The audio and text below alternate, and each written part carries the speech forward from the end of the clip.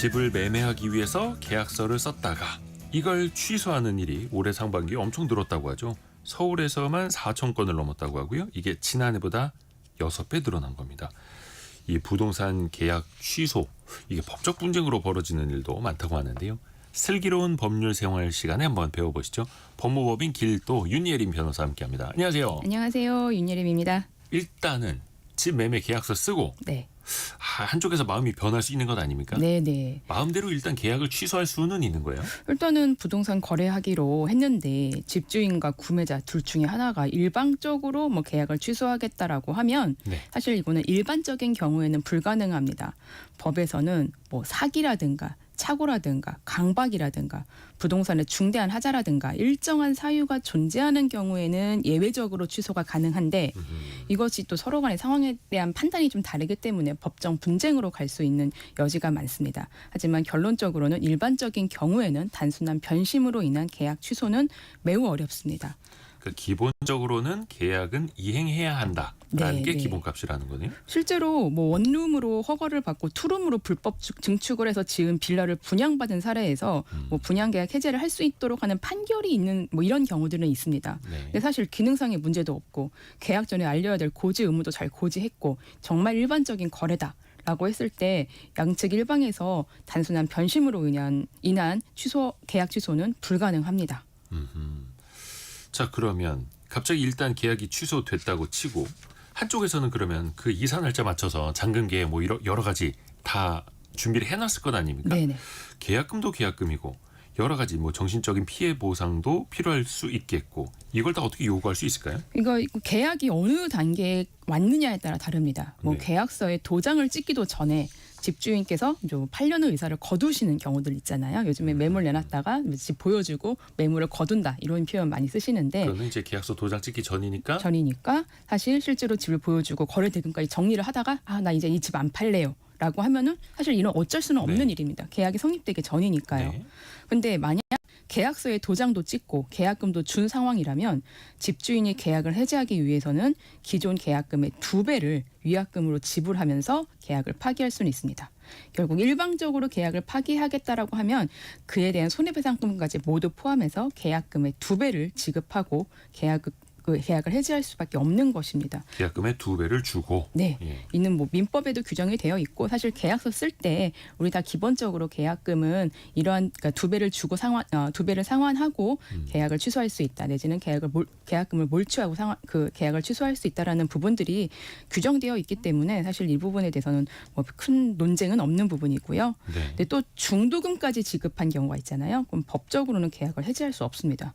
이에 대해서는 서로 합의를 해서 계약을 해지할 수밖에 없습니다. 그러니까 중도금이 들어갔으면 그때부터는 계약 해지가 아예 안 되는 거네요.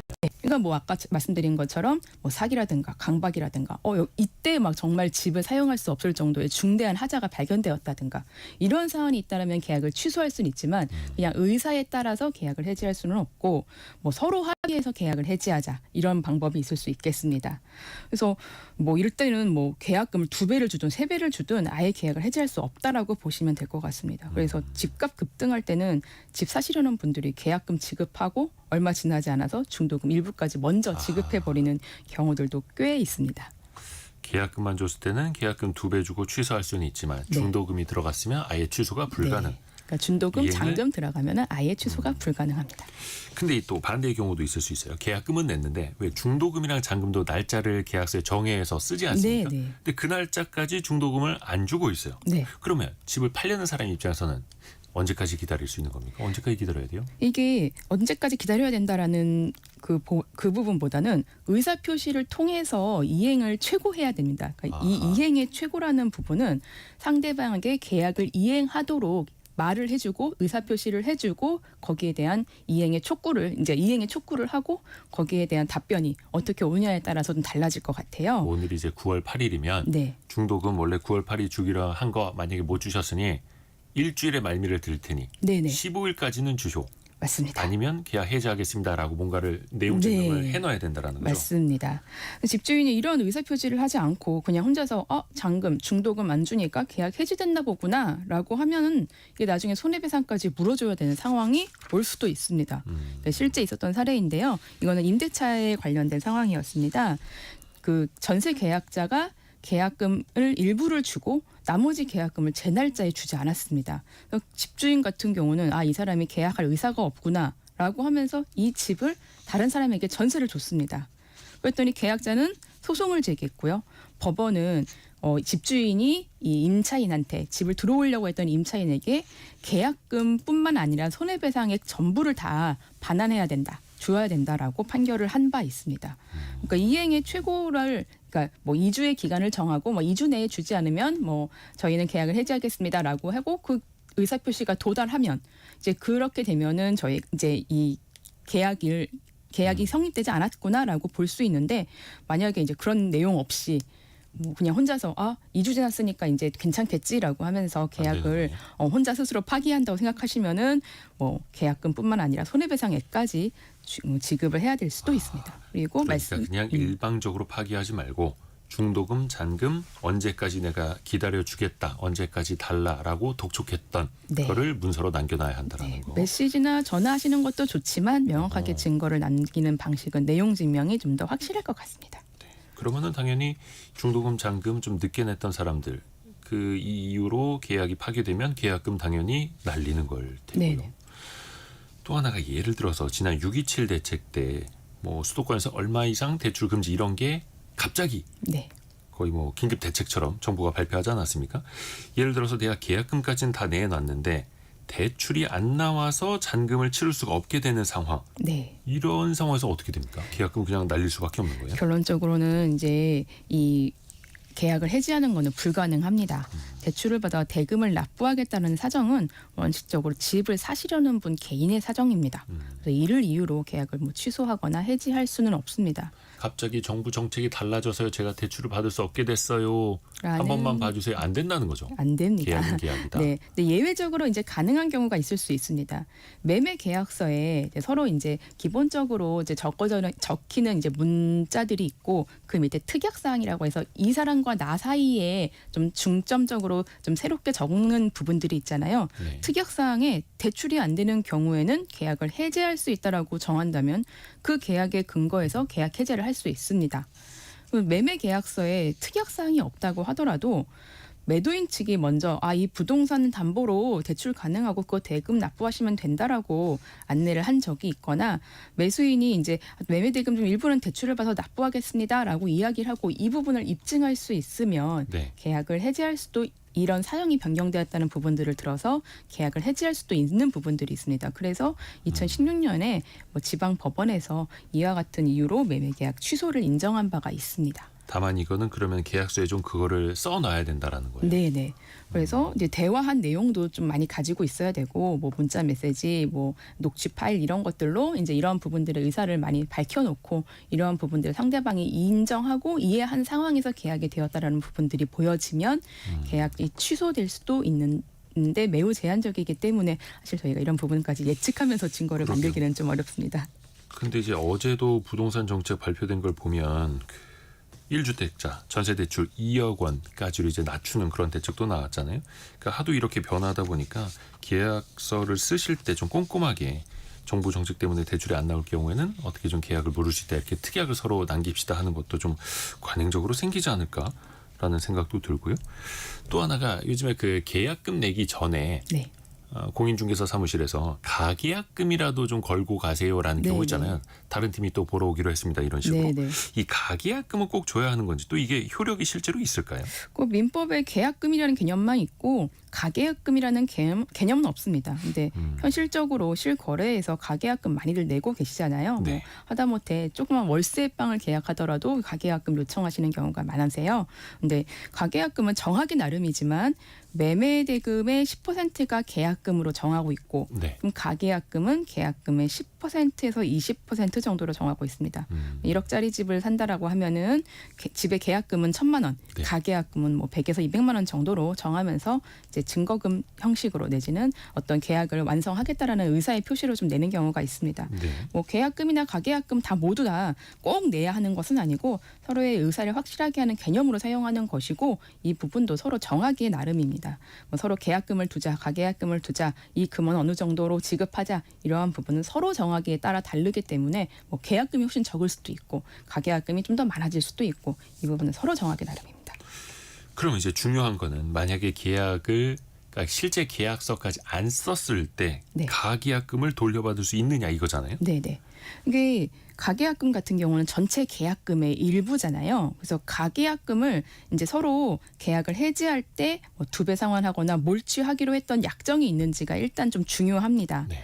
일단은 이 전체적인 계약의 내용이라든가 계약이 이루어지게 된 동기, 뭐 의사를 비추어서 계약을 체결하기 전에 집을 사려는 사람은 이를 포기하고 집주인은 2배를 상환하면서 계약을 체결하기로 하지 않기로 한다. 뭐 이러한 내용들이 명백하게 인정된다면 그에 따라서 돌려주고 뭐 2배 상환하고 이러시면 됩니다. 근데 만약 그런 것이 없더라면은 집을 사려는 사람은 집주인에게 가계약금을 돌려받을 수 있습니다. 그러니까 이게 조금 명확하지 않아 보이고 좀 처음 보시면 좀 새롭게 느껴지는데 네. 계약이 부동산 계약이 구체적이면은 반환을 하지 않아도 되고 계약 조건이 굉장히 불분명하면은 반환을 해야 합니다. 어려운데요. 네네. 그게 일단 예를 하나만 드려드릴게요. 아파트를 6억 9천에 매수하기로 하면서 계약서 작성 이전에 서로 이제 문자 메시지로 아파트 주소 뭐 어느 아파트 몇 동 몇 호에 대해서 매매가 6억 9천만 원, 계약금의 일부로 1천만 원 중 1천만 원 중 가계약금으로 이제 본다. 가계약금을 준다. 그리고 이 가계약금은 본 계약이 불이행 시할 때는 위약금으로 뭐 가계약금을 포기하거나 배액 상환을 하기로 한다라고 서로 문자 메시지를 주고받고 가계약금조로 1천만 원을 보냈는데 이후 이제 계약이 되지 않았습니다.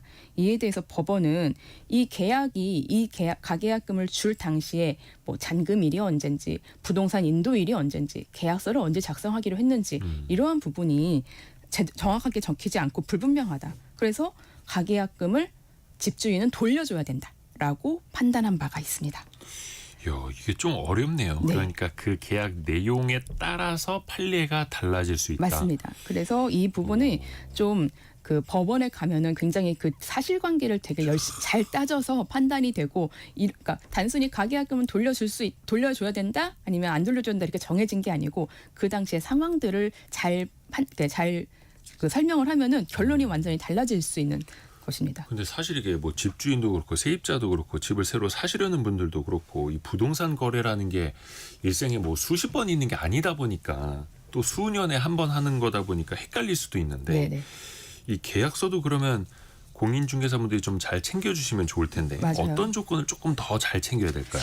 요즘 같은 경우는 일단은 부동산 계약하고 가계약금 서로 이야기할 때는 서로 이제 그 부분을 명확하게 하고 가계약금이 이제 뭐 배액 상환을 해야 된다, 반환해야 된다 이런 부분도 적어주시고 좀 더 이런 그 계약의 중요한 내용들을 먼저 적어서 보내주시는 경우들이 많잖아요. 근데 이러한 부분들이 이제 어느 정도로 구체적인지를 좀 따져 보셔야 되고, 그리고 계약 해지를 한다면은 뭐 위약금이 올라간다, 뭐 중도금 지급한다면 해지가 불가능하다는 부분들을 꼭 명확하게 설명을 해주시고, 또 중개보수나 이사비용 같은 손해배상이 추가로 들어간다라고 계약을 하면 또 그 계약에 따라서 추가로 배상을 해야 될 수도 있으니 이러한 부분들을 좀 더 자세하게 적어주시면 더 좋을 것 같습니다. 그래서 또 알아놔야 됩니다. 그리고 계약이 만약에 취소됐다고 하면 공인중개사 그 중개 수수료 있지 않습니까? 네. 사실 그것도 적은 돈은 아닌데 계약이 취소됐으면 중개 수수료 안 내도 됩니까? 아니면 그래도 내야 됩니까? 그래도 내야 됩니다. 오. 중개 수수료는 계약 체결 시점에 이제 주어야 원래 이제 그때가 발생했다고 보는 것입니다. 뭐 잔금일에 지급하기도 하지만 계약서가 작성되었다면은 공인중개사가 수수료 청구를 할 수 있습니다. 그래서 그러니까 중도금 지급 전에 이게 계약이 파기되었다 하더라도 공인중개사의 중개 수수료는 지급해야 되는 것입니다. 내야 할 돈은 내야 한다. 네. 그리고 또 하나가 실제 거래는 안 됐는데 네. 나중에 그 계약서만 썼다가 취소하는 경우. 근데 이거를 집값 띄우기용으로 일부러 이러는 케이스도 있다 하더라고요. 네네. 이거 어떻게 좀 구분할 수 있는 방법이 있을까요? 요즘 부동산 커뮤니티 가보면은 신고가 떴다. 근데 이게 허위 신고 같다. 집값 올리려고 뭐 중개인들이 그 거래를 허위로 좀 올린 것 같다라는 이야기가 많습니다. 실제로 신고가 중에 3분의 1이 지금 취소되고 있는 상황입니다. 국토교통부 실거래가 공개 시스템 사이트에 이제 해제 여부란에 보면은 이제 우리가 이 부분이 계약이 해제가 됐다, 취소가 됐다라는 부분들을 볼 수 있는데 그 1-2개월 사이에 지금 신고가가 막 이제 올라온 다음에 취소가 반복되고 있으니 약간 이런 부분들이 의심이 되는 것입니다. 이러한 부분들은 사실 시장 거래를 시장을 교란하는 이제 어떤 행위잖아요. 네. 시장 교란 행위로서 이제 허위 신고 같은 경우는 3년 이하의 징역, 최대 3천만 원까지의 과태료 처분이 나올 수 있는 행위입니다. 그래서 시장 교란 행위로서 집값을 띄우기 위한 이런 행동들은 하시면 안 됩니다. 현재 지자체에서 집중적으로 단속 중이니까 혹시 부동산 중개업 하시는 분들은 이러한 부분들 꼭 유념하셔서 거래하셨으면 좋겠습니다. 어제 발표된 정부 조직 개편안 보니까 부동산 거래 감독 기구를 신설하는 방안도 담겨 있더라고요. 그 이후에는 이런 거 더 많이 또 열심히 잡아내려고 또 하겠죠. 많이 알아두셔야겠습니다. 윤예린 변호사 함께했습니다. 고맙습니다. 고맙습니다. 라디오 정보센터 다녀옵니다.